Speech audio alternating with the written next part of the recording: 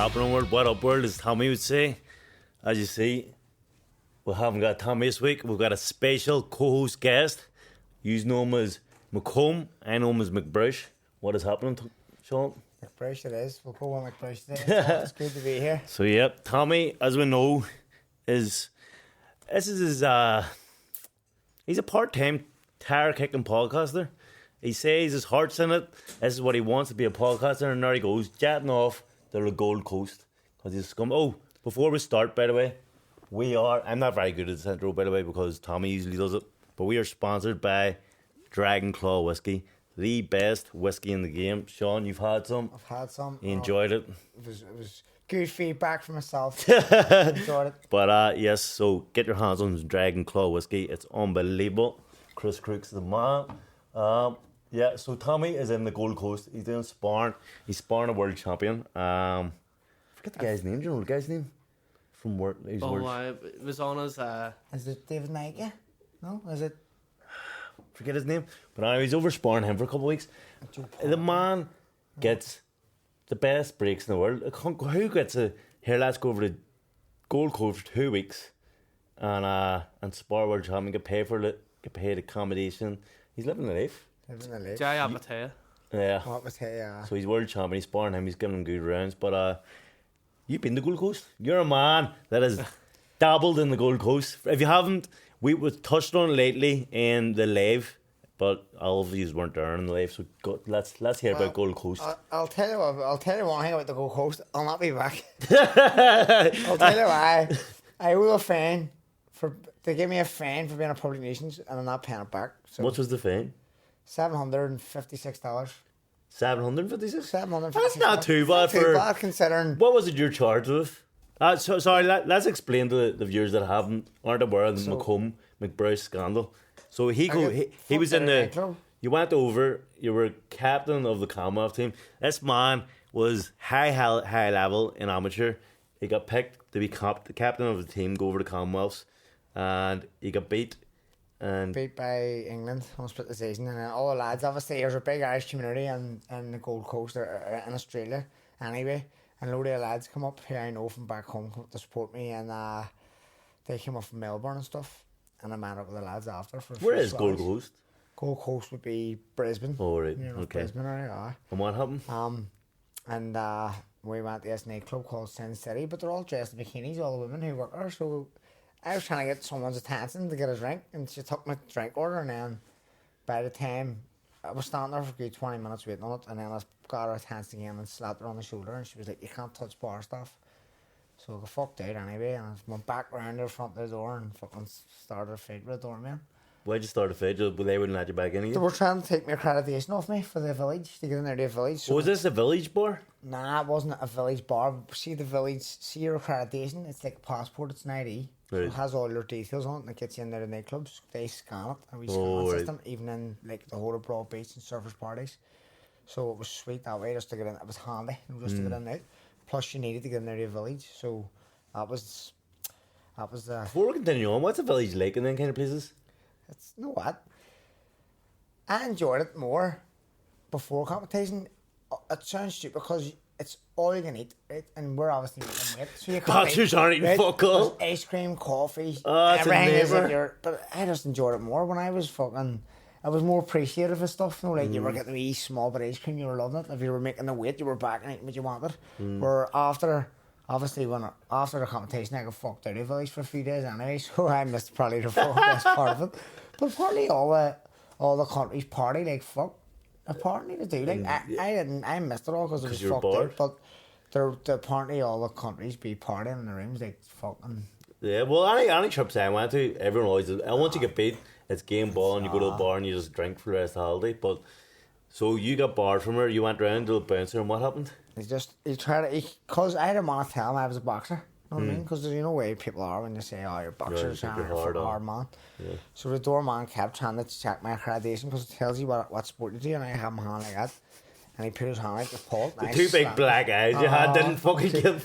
He's like that, trying to push my hand. Alright, when I got to push his hand, and he just fucking won and just thundered me from the side of the head. Did it smack you? Oh, I Fuck fucking did. off. That's why I got off of it in the end, because I reviewed the CCTV and fucking. So could you not have sued Demons for fucking being maniacs? Well, what they done was they lifted the ban, let me back in the village, and then Where were you when you were out of the village? I was in a fella from County Down, Newcastle, Neville's house. I don't know this man from Adam. I've never seen him before in my life. I was lying sleeping on his tea one morning and he woke up. Didn't know what happened. And he's like, well, and I was like, who the fuck's that? I literally woke up, mouth like a sack, dehydrated, starving, fucking going, who is this fella? And he was like, oh, well, fuck, did you see the news? I was like, Jesus, who is this, man? Did you see the 7:30 in juice? morning. So you didn't even remember I that? hadn't a clue. I was like, what's he Oh, talking that's about? anxiety. And he was like, oh, you're fucking mad. You're all about the news. I went, he's fucking doing my head. And get him out of my shit. So I was like, where's Conor Ross? He's like, he's in bed sleeping. And I was like, get him up. He's like, leave me, be alright sleeping. And I was like, who are you? He's like, Neville, I own this house. And he Conor's over staying with me. And then that's what sort of kicked off. And I was like, all right, no. And then the news thing was dropped for about 3 or 4 minutes. He's like, want to drink me? Oh, I go ahead. Got me 10 Did you see the news thing and all? Hadn't seen that yet because he dropped it. He did mention it at the very start when he woke up, but I Did you couldn't think about it? process it because Yeah. I was like, what's he talking about? And then he goes, here, whack on the TV, or I was sitting on the tin of Coke Zero or something. He's turned the TV on, big photo of me coming out going, I was like, what the fuck is going on? I was like, are you serious? I was, lads, you're all over there. Here's me, no way. My phone was dead. Oh, was your phone dead? That's So- even worse. I had to wait about 2 hours to get a charger. Got a charger, and then this phone was just boom, boom, boom, boom, boom, non-stop. And I was like, oh, Jesus, what have I done? Were people laughing or were people worried? What was your Oh, dad? What was my your dad was man? slapping at me right away. Mickey Hawkins phoned me. He was fucking, what are you doing? They all went mental. My Because see, to dad's be like, honest, my dad phoned me. for how everyone knows you being a maniac, Aw. so as soon as I seen that, I went, yep, that's it. That's I what's know. happened. And I couldn't even really remember. I was like foggy. I was going, what's going on? What have I done? Fuck's sake. So my dad was like, Sean, what are you penalising me? I didn't do nothing. That was it. Just hung up the phone. So everyone was, and then I was like sitting trying to process it, and then. Could you remember? Could you even get flashbacks? Like, did you know you not were in the really. wrong, or do you think you were in the wrong? Oh, I thought I was in the wrong, like, and then I got Neville. In fairness to him, Neville sounds like a hero. Neville, shout out you. You're some Neville, man. you're some man. I'll tell you why more so because I was down. I was just sitting there and I went, love you any beer? And I went, oh, I got me a load of Corona. 6-pack of Corona he got me, and I just went, happy days. And as soon as I got the beer into me, You're alright. the anxiety started kicking down, and I started to see the funny side of it. I was like, no, what? Fuck it. I don't think there was a funny scene. And then I started to come around me, and I was like, I fucking felt that hit me last night. And then as I stood my ground, I was like, I know for a fact I didn't go in there and started swinging digs. I never did. Yeah, you wouldn't. Well, that's not your No. style. You would have. It'd have been someone in there. Reactive. Yeah, but see, I remember when it happened, it got announced. I was like 2 or 3 days of you just being silent. AWOL, was it not? I said You were on nothing the to no rip? one. No one knew where it was. Yeah, like no I one knew. wouldn't tell no one. John Conlon was the head coach. He was like, where are you? I was like, I'm not telling you where I am. Because what they were trying to do was book me a flight home. But I had already booked a stay for a holiday to remain, like, for an extra 10 days after the competition. So I wouldn't tell no one where I was. And then whenever John, fair play to John and Pete and Damien, like, they all stayed by my corner. They stuck by my corner, like, fought the police because they weren't showing me CCTV. The Scumbags. nightclub wasn't show it, the cops wouldn't show it. And there no was- way, because they were fucking wrong. and then we got the head of security from the Commonwealth Council came down, reviewed the CCTV, and they just threw their hands up and says, look, fuck, we're very sorry about that. And lifted the ban, but they didn't lift the fine because there was still caused Cheeky police. It still caused us to use police resources or something to say. Sure, you should be getting money from the I fucking. know. So they were fucking escort me. See on the system, see our electronic system you scan in on? It was a fucking nightmare. So everywhere I scanned in after all this, banned. Just come up, photo of me sitting like that. The public needs. I have a photo of it, my phone, I was sitting like that, fucking hair rack in a jail cell. And that photo came up every time I scanned in, they were like, you're not getting in. I was like, mate, I've already, and I had to show a letter from like fucking superintendent or something saying, look, he signed off on this from Surfers Paradise police station saying that I'm okay. He's like, nah, it doesn't matter, you're on our system, Serious? getting in. So So ruined what the happened holiday? was, around the holiday, I couldn't get in the Well, work. holiday. So I went down to police fucking, the police station where I got arrested, spoke to the fucking, whoever it was, the chief constable or whoever it was, he was like, right, okay, you know what? It's going to take 10 days to get that off the system. I was like, that's no good to me. He's going home in 10 days. And I'm fucking holidays around. I spent all this money to stay here. And he's like, right, you know what? So fuck, you spent that money actually to stay there? Everywhere I went, the cops had to escort me into a nightclub or a bar. Shut up. Everywhere. You look so famous, did you? So I was walking in and I was staring. And then even the workers and all were like, fucking, like... Who's this cunt? And then when they were serving me drink, everyone seemed to have a bit of an attitude about it, you know what I mean? Serious? Because the cops had to explain the doorman and explain the bar stuff. That it wasn't. Like, he's alright. And He see, got the arrested, bouncers, but it was... the bouncers had been raging about that because it was their fault. They went, They were like that's the cunt. Lithuanian or something, all the bouncers. They were straight miffed. They were like raging. Speaking about Lithuania, about the Eastern Europeans, Tommy asked me to bring up a Belarus story. He said to ask you about Belarus. Belarus was a fucking... You know what? See, look, the main thing about amateur trips is there's a lot of messing goes on. No, it is alright. So what happened in Belarus? I don't even know. Well, it wasn't that. It was more like a holiday. And we were at the European Championships, a fucking major tournament like for Ireland. And me and Tommy took it for what it was like. But Tommy got beat by the world champion. I got beat by the European champion, the Ukrainian. The first fight I lost, fuck shit, that was me, just right. As you say yourself, see, amateur trips, you just go away and fucking, once you're out of competition, you're out of competition. So we went to fucking, me and Tommy just wanted to drink, but all the rest of the fighters were still in the competition. So we had Jason Quigley, 1 gold, McKenna, 1 silver, Paddy Barnes, 1 silver, John Jordan, 1 gold. So everyone was still there for the competition, and me and Tommy were just living it up in the beer garden every day. So we had this wee game plan, because as a team we used to go and support all the other fighters. Yeah, you had to. So Billy and all the other coaches always were obviously expected you there. But me and Tommy were never seen physically, and they were like, where were you? It's not a question. But me and Tommy had it sussed out. There's this big massive beer garden outside the arena with a big massive outside TV screen, like you would get in City Hall. Yeah. And me and Tommy would just sit there drinking pints for €130, like just swallowing away pints, watching the boxing. So we knew every single result. We were texting the group chat, lethal result, and all the staring in, as if we were in the arena. But we were black. And Jerry Hussey, who's a sports psychologist on the team, turned on us saying that me and Tommy run the drink. But one of the other coaches gave us a heads up on it, and we split back to the room before Billy came and found out. Billy opened the door, and he was like, shocked to see us. He was like, well, lads. We're like, hey, Billy, what's the story? He was like, what's the boxing? I was like, aye. And I just sat and named off every result, including the guy beat me and the guy beat Tom. And he's like, yeah. Oh, right, I'll see you at dinner. And he walked out all confused. He was like, what the fuck? Surely he smelled the drink. And me and Tommy were just sitting there. We made it look like we were just sitting there having sweets and just sitting having wee munch packets of Crystal, watching Tommy's laptop. And that was it. He just walked out of the room, and that was it. We were loving it. What a toot. I know, no. Snitches. Don't be at it, Jerry. Not there. Well, like. So then after the Commonwealth, was that straight after the Commonwealth you decided to turn pro? Aye, right away after. What made you want to turn pro after that? Just because of that fucking madness, or? You know what? After the Europe, no, what happened? Because sorry, before you turned pro, like there was talking that Sean might turn pro. A lot of people were saying, does Sean have a pro style? Same as Tyrone were saying the same thing about does Tyrone have a pro style? Does Sean have a pro style? Because you're doing lethal and amateur. You're one of the best in the amateur team. And then when you're turning pro, people were saying that, we're like, fuck, is Sean going to be good pro? But obviously you are, because you just chalked up a WBO European defence. We're doing alright, we're getting there. We're climbing slowly but surely. But why did you turn pro? Just, you know what? Paddy turned pro, Mick turned pro, Tana turned pro. Your mates all the mates, pro. Belfast boys. There was still me, Kurt and Brandy Irvine sort of at the same time, but I wanted, obviously as an amateur boxer. So the messing had stopped. So he wanted to go pro to be I didn't like it, it was too serious.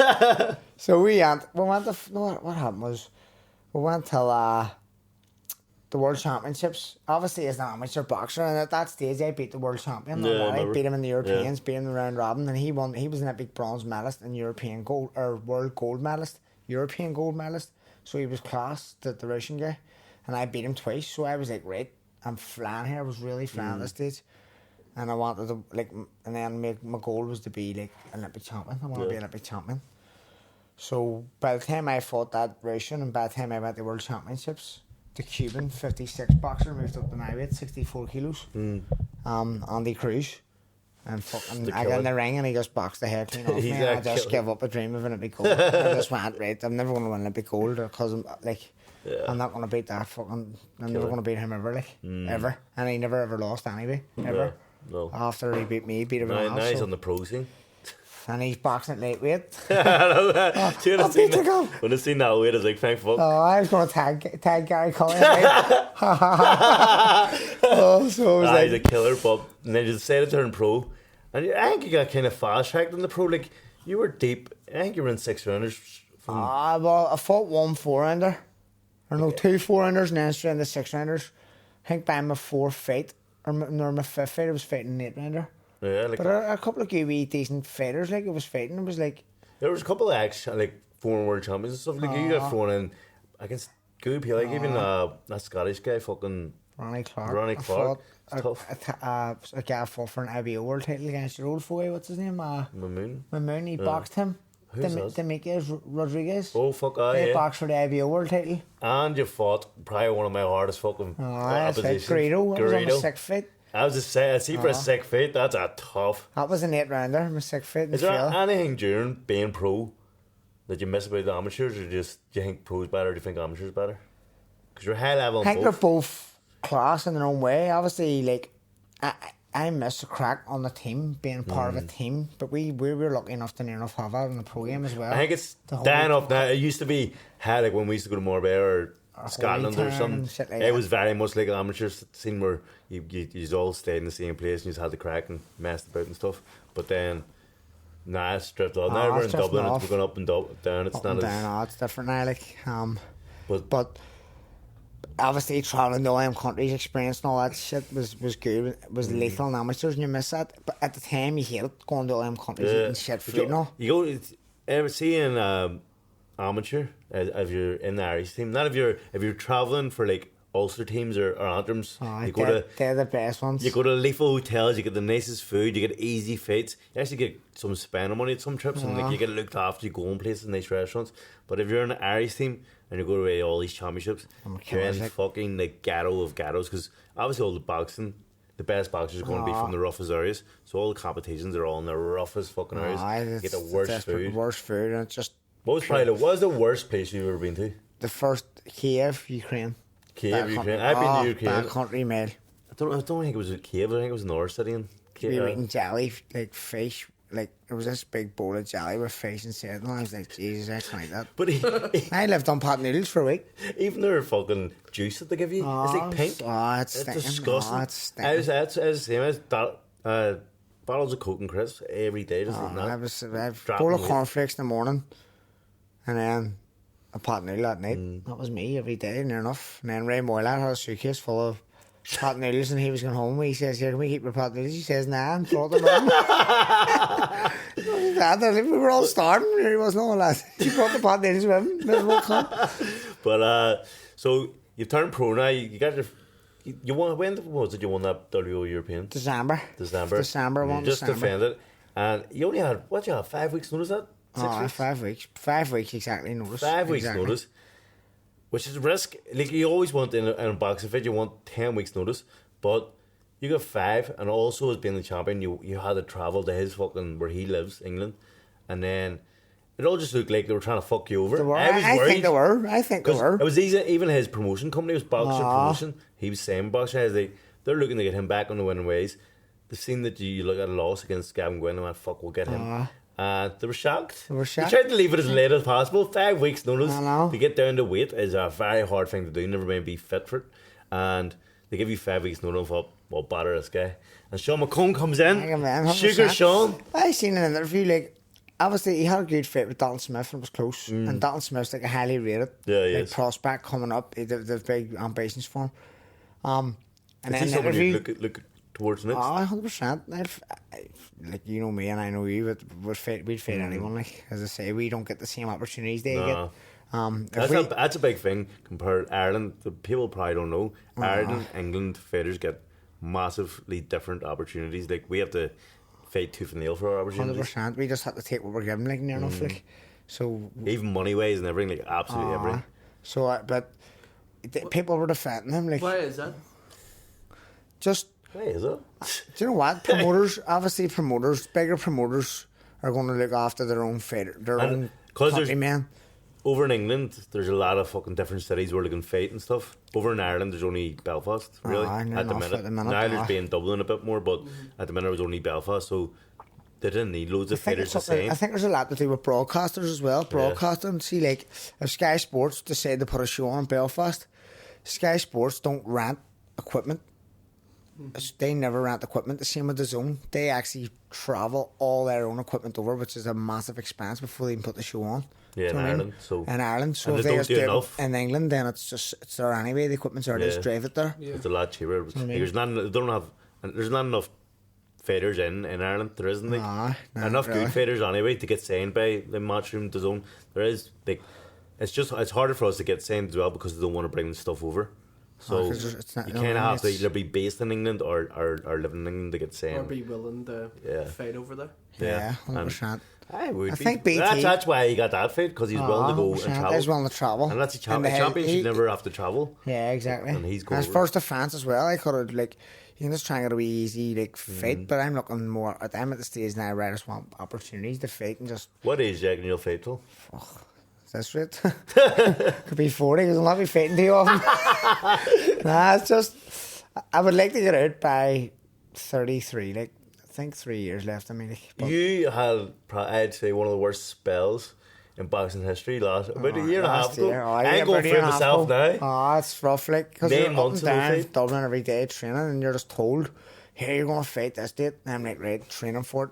Fell through. Here, we're going to get the ES title against us. Right, bump, fall through. Go fight on Hard Davies. You're fighting on Hard Davies in January or in June. 10th contract signed. Bump, sent me a contract. You agree with all that? Yes, but didn't even drink my wine. Said, Tyrone, can't drink the wine. Can't go to your stag. I've got a big fight with O'Hara. And I was like buzzing. I love it. And then fell through. 2-3 weeks before. I was like, what's going on here? So you're just training, spent all your money up and down from every day. Man, it's like, it affects your life because you can't go to fucking drink a wine, you can't socialise. There's no socialisation. You're near enough sacrificing for nothing because nothing's put like in concrete. As you say, you're spending all your money just on the hope that you get a fight, and you don't even know. And then you don't get a fight, and you're like, fuck, and then you're like, all at their fight, like right up. I went from January right to August. And I was like getting good money against O'Hara Davies. I was getting decent money for another fight that I was told I was getting for a Commonwealth title. I'm actually doing exact for it. And then I got to like August, and I've got like a fraction of the money I was getting to fight against some journeyman. You had to take it, that I had to take, and I broke my hand on the fight. You know what I mean? Why? But I'm going for the exact same thing now. My last fight was last August. That's 9 months ago. And I haven't got a fight yet at the minute. I'll hopefully have one soon. I'm hoping. I had a man. I know the feeling. I had plenty of hope. It's fucking, and I've got the same thing. You're hopefully getting this big fight, and you think, "Fuck, I'm making this money," and then it falls through, and then next thing I'm going to be fighting probably for a fraction of it just because you're chasing your tail. Like, that's all it is. You're chasing I've got your tail. my OnlyFans now. You know what I mean? You got OnlyFans now. Do you know what? I'll throw this out live on camera. McComb was maybe the first man to come to me, and he's like, Tyrone. It's just OnlyFans at the time was just for women to flash their boobs, and I know and all that like so. So he came. We're driving down to Dublin. He said, "Tyrone, we need to start something." I said, "What?" He said, "OnlyFans, but for sparring, because as boxers, I don't know if you know some, but we wouldn't put up sparring videos because it's a bit. What would you call it? It's a bit." Cheeky. It's a bit cheeky. Like someone could have a bad day. Disrespectful towards that. Like, you can't just put up clips of just you battering someone. Like, there's some days, right? And there's days you'll batter me, but I'll never put that up because who wants to put something up on social media where you're getting battered, right? So like, there's days where Tyrone will come out and batter me, and there's days where I go out and batter him, but I would never put that up. It's exclusive access for our gym and only our gym and only people for us to work on. Because the things you don't really know is like. Has Tyrone even had carbs that day that he's fucking... Well, that may be bodies because of weight. Or fatigue from running the day before, strength the day before. There's loads of different factors. It's a bit fly to put up kind of sparring videos, but he said to me, look, Tyrone, we spar, our spars are lethal, mine, Sean spars are class to watch. And he's like, well, go on OnlyFans, we'll set up an OnlyFans for sparring. You pay tenner and you can watch us spar, and they're 10 rounds of war. Aww. And I was like, fuck me, that's a genius idea. And he's like, we should really do it. And then I just forgot of it. And then last month, OnlyFans came to me. I put up your sparring videos. I was like, fuck me, Sean McComb must be the manager. I was on this a long time ago. Just, no, I actually made an OnlyFans page. Did you? And I had like my GoPro and all set up to go. I just didn't follow through it. She still It just required too much like attention. It does. Like, around that, where I was taking away my focus from the actual sparring and boxing, and then I'd be doing things to satisfy people who are watching or going to be paying or subscribing to watch it, rather than the performance. That's it. And fucking Jasper Carrot. Sometimes you have to like pace yourself for 10 rounds. And if the camera's on, you may go fuck this and be bollocks after the three because you put everything in the first 3 exactly minutes. So it sort of took away, for me, the thought of not being professional in performance. You know what I mean? Because it's like see, even yesterday I was done a just a gym session, fucking 10 rounds gym session. But I had a guy video me, and because he videos after the 3rd round, I had put everything in there. Like, fuck me, I'm bollocks. That's it. But done the 10 rounds, like, but fucking hell, once the video's out. You give it 100, like. You do. You give it 100. You think you're training hard until you see a video fucking shot at you, you're a boom. It's like when you're playing a football match and they say your guard's turned up. No, you're on about like the stat overs. You're a shatter back then, stat overs. What's he doing? There's one even there. You're not even playing. You're warming up instead of pitch. You're getting. I'm always worried about like a sparring partner brings in their bird. Like sometimes days a sparring partner will come in, maybe their girlfriends drove them down, so they have to sit there and watch them. I was like, they're going to be going hard as fuck. I can't let that be a clip. Because their bird's there. Who you going for next? I don't know. Don't actually know. I know I was talking of fighting Adam Aziz or Adam Azim. He's a good fighter. He's a good fighter, but I mean, well, I think he's made for as well. I'm open to fighting anyone. I would say he's the same level maybe as your last fighter. I probably would be. He would be in around that, but I don't know if it's a fight that they would like. To be fair, at this stage of his career, because obviously he's only 7-0. It was offered before, and nothing really come off it. But I mean, I just personally now for me at this stage, I would actually like to progress and fight somewhere higher ranked than me. Whereas I'm higher. Are you ranked higher ranked? Are you alright? So higher ranked, I think I'm like, I don't even know where I am in the world, like, but it's like 40 odds or something like that. I would like to fight someone a bit higher. That's what I always claiming. I always look at the rankings and just see who is above me that has like maybe an English flag or Scottish flag or an Irish flag. So because you know you can get them fighters. Fights, so I always look to see what the domestic fight we can get next, and then that progresses you. But your next fight, what's your record? 16-1. 16-1, and his brother D McComb goes to every fight, and he's 17. No, 17-0. He's never won. he's never won. He's never won. I walked into Falls Park. You were fighting in the Falls Park. I don't know if it was last year. Greedo, it was against Greedo. Was it? I wasn't fighting. That's right. I walked in with Dan. Fucking Sean just walking out. I was making a ring walk. I just see D McComb getting trailed down. My ring walk music was madness. Madness. He's getting carried like a coffin. Like, did you see it? Doorman, I think. I seen like a wee bit of commotion. I didn't know it. To be honest, I didn't know it was D at that stage. It wasn't until after. Danny Vaughan was like, "You're a brogger, fucked out." Did you say? He's like, I was right. Apparently, he was dancing on the seats. He was standing on the seats, and then the doorman tried to put he loves get to down, dance. Told him numerous times, like, "Fuck you, man's my brother, give over." And we're like, "Look, see if you get down, put you out." And D-man, you put me out. And now it's obviously illegal. There's another video went viral in Belfast. Don't know anywhere else, but was it you fighting or was it Gary Cully fighting? I was getting in the ring. Gary Cully was fighting Joe Fitzpatrick, and there was one throwing drink over the balcony as I was making my ring walk. So it's every time you were making the ring walk? So Dave was throwing drink back, and I seen that because it was this ultra hall, it's a small venue. And he's standing there throwing paints up. Oh, it's funny. He's underneath the balcony, and someone just, I don't know, they poured a drink. They went over. And it went all over D, and just see D turn around, firing fucking all sorts of paints up. Saturday must have been down 40 quid with paints. He's fucking mustard. He loves it. Oh, he loves it. I don't know who fights more, you're him. 17 no is. No wins. 17 losses. Who's the best McComb boxer? Because see, all your brothers boxed, most of them boxed. Who would you say? Was there much fighting growing up? in the household? I just took beatings. I was too young anyway, so I took a few clips around here, like, from them too. I used to hate them and they hate they. I hated them too, replacing Just battered just used to batter me. Do you think that's why you're so tough? It probably is in a way, like, because you just keep you coming half back. your money, basically. Basically, 100%. But, so... No, that's my compensation for taking all the beatings. But, so, did you ever spar or anything, though? Nah, we're never... Me and Dee sparred once. What age is the age difference? Dee's 6 years older than me, Liam's 5 years older than me. There's a year, only 11 months between them two, like. So, we even older, bro. Jared, no, Liam's younger one. Jared's the oldest. Jared never ever boxed. And then you. And then we all boxed, but...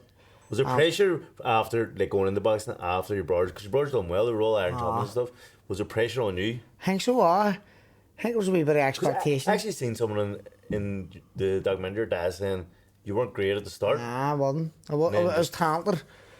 Like, you can see I had it. No, like, you look at a wee kid and, like, you see a kid moving, you know they can check who can do this. They're doing things you shouldn't even be doing at that age, but I never trained. I just never ever trained at all. I was a lazy wee I was just running about the area. Streets? I just running about the streets, running about causing havoc. Went in, trained, in, out. Didn't even train when I was there. When did you start taking it seriously? Hank, you fun that year. Because every year I would compete in the Iron final a couple of times by the same person, and he was just always fitter on me. Who's this? Michael Glendenning. He was always fitter than me. He won like 5 Irish titles in a row. Remember, and I actually beat him by a point, 5-4 one year in the last final, the Youth 2 final. But he always beat me due to fitness. And one year, Mickey Hawkins was like, right, this is it. You're getting older. You're getting more mature now. You're getting a bit stronger. And he got Billy McLean to train me, to make me actually train. And I trained my balls off and won them that year. And then just, that was it. That was the start of it, like. Yeah. Would you let your son box? What age is your son? 2.5. He's ready, and he's ready for the He's ready to streets. go. He's out there and I run them up. But would you let him? Oh, if he wants, I'm just going to let him do whatever he wants. I'm not going to put any pressure on him to box. Like, I like, personally, me after boxing, when I retire, I'll probably put my time into coaching. Like, would you? Oh, I If you definitely. to say what you think you're going to do. I love coaching. Like, Well, you've got a gym yourself. Oh, I've got a gym Missile myself. Fitness, have you? There he is. He's Missile rapping. Fitness representing. Yep. Representing. Somebody wears their own merch about here. This is it. I don't wear the whiskey weight merch and all slobbered. See what I mean? This is it. This is Brandon. But would you? I'll go into boxing coaching, like, definitely after. For Trinity? Oh, I definitely will give back there. I try and go in as often as I can. Like, I always see you then. I'd go up and do a wee bit once or twice a week. He would ring me and say, "Come up, help this out, help that out," and I'll do it, and I enjoy it. I love it. But I'll always give back to the community and the club league. What do you think you would do if you weren't a boxer? Don't know, but you know what? I bumped into a childhood friend yesterday in the town, city centre. He's Sean Lawler. He's working on Translink now on the buses, and I haven't. Like, he grew up with me. We were best mates, turf wars for years, and he goes to me, he was talking away, and he lived in Lagmore now. He's a load of years. He moved when he was about 16 or 17, but still be friendly enough with him if I've seen him. But that's about it.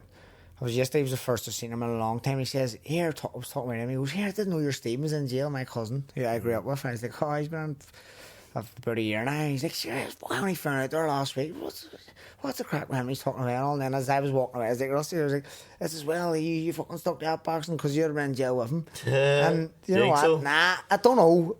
I think I was shit scared of my dad. So I was shit scared of my dad going up.